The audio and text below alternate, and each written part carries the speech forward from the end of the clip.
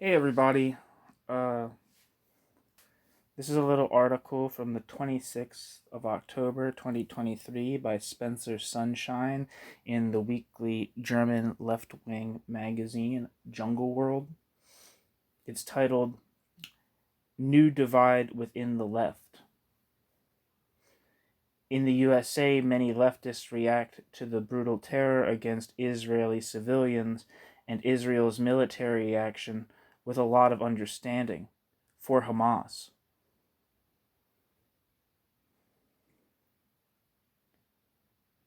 And here's the article.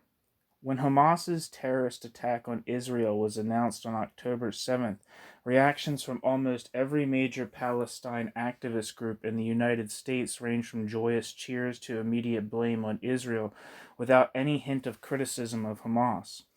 The attack, in which around 1,400 Israelis were murdered, also immediately gave the movement a boost. It has staged ever larger marches since then. At a number of them, speakers generally openly praised the attacks, with some even going so far as to explicitly applaud the killing of civilians. The ideological backgrounds are different.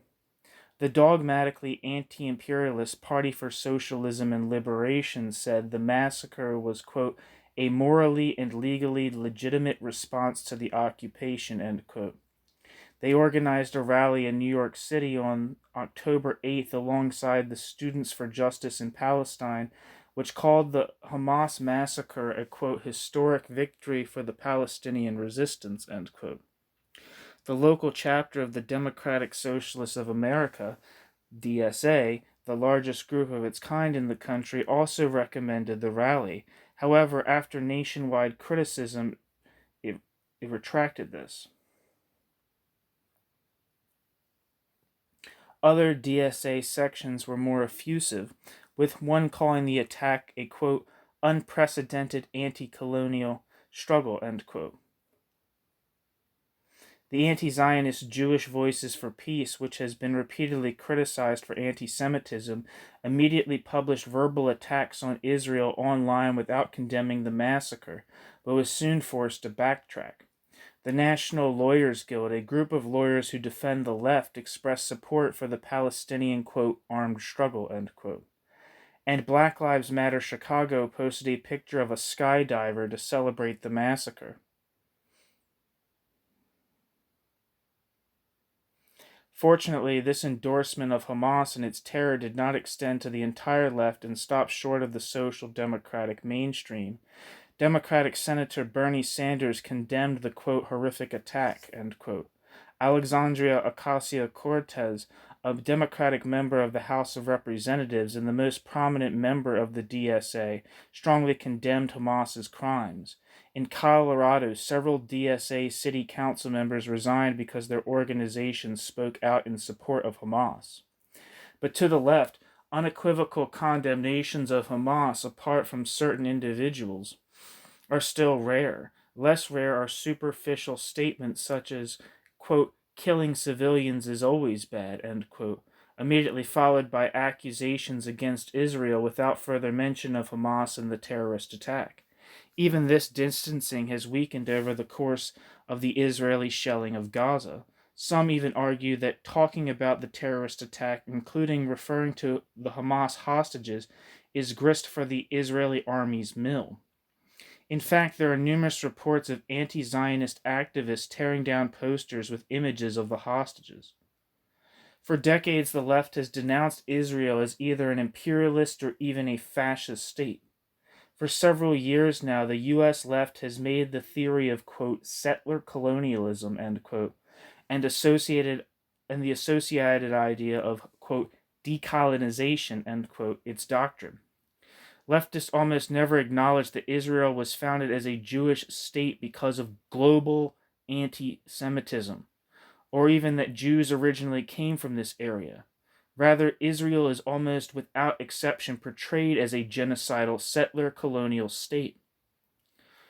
On the, quote, right of return, end quote, the demand which cannot be met by Israel that all 8 million descendants of the refugees of the Arab-Israeli War of 1848 should have the right to, quote, return, end quote, to Israel within the armistice line of 1949, which makes the Jews there a minority, or the anti-Semitic Israel boycott movement, BDS, is hardly mentioned anymore.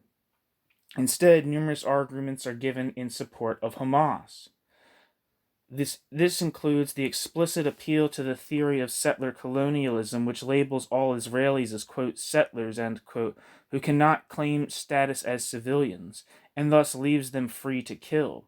The well-known argument that one cannot tell, quote, the oppressed, end quote, how to defend themselves, end quote, often serves as a license for even the worst atrocities. The pro-Islamist sentiment that was widespread on the left in the noughties has regained its strength. It is said that Hamas is the, quote, only effective resistance, end quote, to Israel, although this argument has become less important after the bombing of Gaza. The massacre was understandable because there was, quote, no other option, end quote, and it was the, quote, will of the people, end quote, even though the hoped-for uprising in the West Bank failed to materialize. A common view is that the Palestinians are not politically capable of acting and can only react to Israel. Therefore, Israel is ultimately responsible for the massacre. The DSA affiliate Libertarian Socialist Caucus, which is fucking embarrassing, has made this argument explicitly. Any condemnation of Islamists is Eurocentric and an expression of white privilege.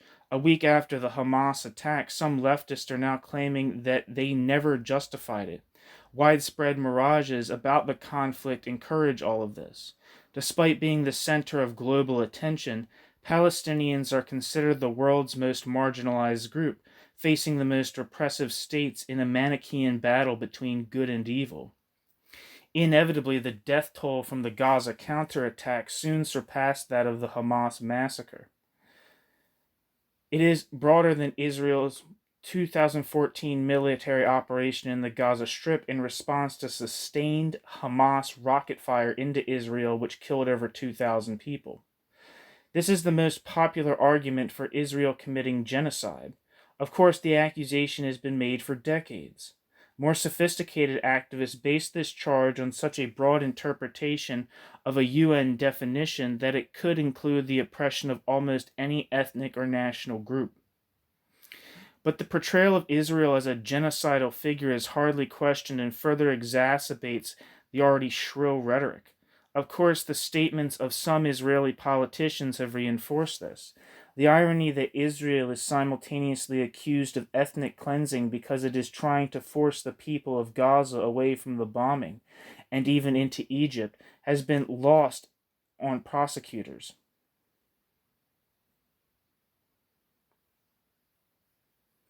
Without batting an eyelid, anti-Zionist activists have moved from justifying or excusing the massacre to protesting Israel's attack on Gaza. They are clearly unaware of the rift they have opened with many other leftists, especially Jews, which is likely to have long-lasting consequences.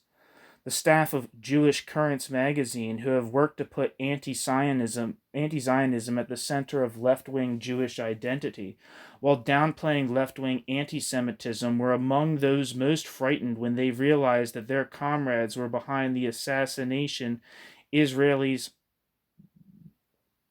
had greeted them with leaps and bounds.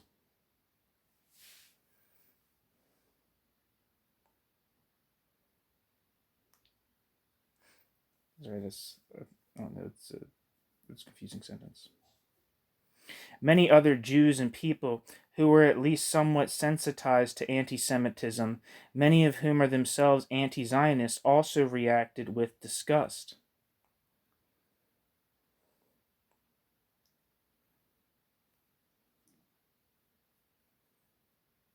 This reaction was further reinforced by the widespread silence of left-wing platforms, especially in the first few days, which apparently did not want to condone the massacre but were at a loss for words. After a week, some radicals were able to regain a foothold and spread slogans such as, quote, against Hamas and Israel, end quote. The group, If Not Now, despite its poor explanation at the beginning of the events, has become the most important organization in the scene denouncing the massacre and Hamas apologetics. Atlanta Antifa released a robust statement condemning Hamas and war crimes. However, other Antifa groups have not commented on this. Palestine activists have shown that everything they have previously accused Israel of, the murder of children, the wanton violation of international law and war crimes, they will celebrate without hesitation once it is actually committed by Palestinians. What this and the insistence on a one-state solution means politically for Palestine activism remains to be seen. One thing is certain, however. As a result of the events, a new surge of anti-Semitism has begun among leftists.